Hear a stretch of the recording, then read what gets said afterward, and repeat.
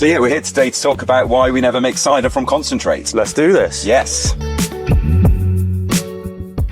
What's the most unique thing about Cornish Orchard's cider making process for us? It's the 100% fresh pressed. For the scale that we're at, that's quite rare to be pressing as many apples as we are to make our cider.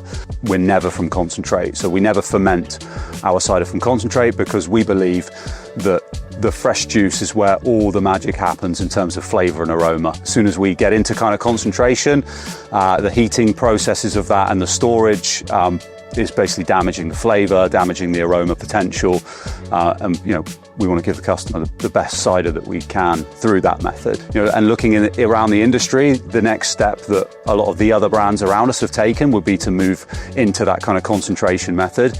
Our commitment to 100% fresh press is unwavering. Our plans are in place to invest in the site with that method in mind. So we're talking maturation tanks, we're talking a larger apple press, and we're certainly not talking about a concentration plant. How prevalent is concentrate? Really prevalent. Pretty much every scale brand. If you can find it in the north, the south, the east, and west of our country at that scale, generally it will have been made with apple concentrate. You do the taste test against Cornish Orchards, doesn't stack up in terms of flavour and aroma. I assume we're not the only brand that uses fresh press. Who else does fresh press cider? Typically smaller scale cider makers based on farms.